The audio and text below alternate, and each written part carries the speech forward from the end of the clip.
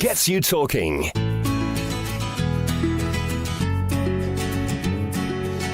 Welcome back into You and the Law on 938 Live. I'm Keith D'Souza. We're talking about the art of mediation today, and we are speaking to senior mediator and the director of Mediate Singapore, Dana Grossman. Dana is sharing what it takes to be a mediator. We want to know in Singapore, it's all dollars and cents. Going to the court would might cost you an arm and a leg these days, so we've told.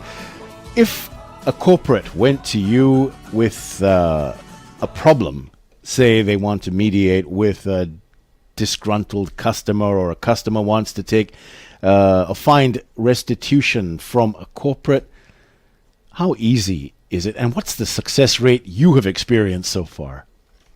Look, it's the minute they come, it's excellent, because it's easier for people with logic to understand the benefits and what they're about to face. When they're coming to mediate, they actually choose the mediator. They can look what their resume was, who did it deal with. They can ask for people for references. They can ask the center who they represent. Sure. And then when you choose the mediator, the mediator can approach the other side, or they can come together mutually for a mutual mediator to have their discussion, to have their meeting. And then it's much faster than going to court. And most likely... Do you have to have a legal background to be a mediator in Singapore? You don't have to have a legal background. I have it because I was a lawyer, but it's definitely not necessary. If you have a legal background, you can know more about the field that you dealt with in the past, or while you're doing mediation in the present. But it's illegal to give a legal advice while you're in mediation. Oh, okay. We didn't know even that. if that's my specialty, I will not give you a legal advice. You have a few options. It's either you come by yourself, and then I'll send you to get a legal advice and to come back to the next meeting. Or people actually bring their lawyer with them. So they get the advice right on the spot. A lot of the lawyers today in Singapore are very supportive. A lot of them are a part of the mediation community. They went through the mediation course. They're highly supportive. They're highly promoting within their companies and outside their companies. A lot of the judges are taking part as well. So I think the legal community is getting more and more positive about it, and more supportive. It actually saves you the money as a client. It saves you the time as a client. It's the only alternative that actually gives you the control over the outcome. Because when you go to court or to arbitration, you lose control. Almost completely, not completely, right? But you don't really know how long it's going to take and what the outcome is going to be. And how much is it going to cost you? And definitely you don't know how much it's going to cost you, of course. But most importantly, you basically don't know how it's going to end. And when you come to mediation, you are the one that's going to decide how the agreement is going to look like and if you want to sign it or not. When you come to mediation, we said it's without prejudice. It means that your legal rights remain protected. So by coming to mediation, you lose nothing. It's a win-win. You come to mediation, you give your time, you pay the fee, you do your best to reach an agreement. If for some reason it doesn't serve your best, you can always go back to court. You have the legal right to go back to court. Now, because it's confidential, whatever has been said or presented or whatever happened within the mediation chamber is confidential.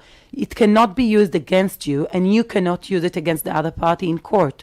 So it makes the people feel that it's intimate and discreet, so they can share more and they can be more open and more creative in order to reach an agreement, which is a beautiful, it's a beautiful base to work with as a mediator. So basically, when you choose a mediator or you choose the mediation place to do it, you bring all your things to the table, and the neutral mediator will help you to reach an agreement. I know you're not supposed to talk about what happens within the mediation session, but I'm going to put you on the spot. What's the most difficult case you've ever had to deal or mediate? There are a few. We'll say challenging, right? Okay, challenging. That's yes. what we use in Singapore today. Okay. Look, there was one case that people came. There was a very big company, for constructions, and they actually outsourced one of their project. and they had difficulties with the company that was supposed to renovate this huge project. Sure. And it was based on lack of communication. That's what it's all about usually. When you Right. understand it, it's easier to melt it and to actually to solve. To distill it, yes. Exactly. So the company that actually hired the renovators came and said, look, we had a certain budget, and it was a big budget, right? But we were very clear from the beginning. Coming into their office, we said, that's our budget, this is our needs. Can you make it or can you not? They took some time, they came back to us and said, yes, we can do all that you've asked for within your budget. So we gave them a green light, they started to do the work. While they were doing the work, we had lack of communication. We were emailing them, they didn't respond, they responded too late, they called us, we didn't answer. As we said in the beginning, it takes two to tango, right? And then eventually, they came up and they said, look, you need to do this and this and this. All of them are extra, and it almost doubled their budget. Now, people can't really take money out of nowhere. Right. And when you come and you're very clear about it at the beginning, you have certain expectations. But the other company of the renovation, instead of communicating properly, they just started to do things in a way that was not agreed from the beginning. And they're all sitting in front of me, shouting at me instead of shouting at each other, which I don't mind. I'm like the buffer, which is Right. fine. But then I said, okay, so first of all, you're all here. It's the first time that you are actually can communicate. So start to communicate between the two of you, and I will help you. So what we did, they started to shout at each other, which was good. You ventilate a bit, it's beautiful. I like it. And you don't need to be afraid of it, because people ventilating is actually making them calm in 2 minutes, 3 minutes time. And then we started to put on the board the issue that actually came. So it was a matter of trust. It was a matter of budget. It's not about being bad or being good. It's about there's a budget on the table. And then there was a message of communication, miscommunication. You have to respect each other's needs, and you have to make the best in order to help to make it happen. So both of them could have done better. They could have called when they saw a missed call. They could have answered an email on time.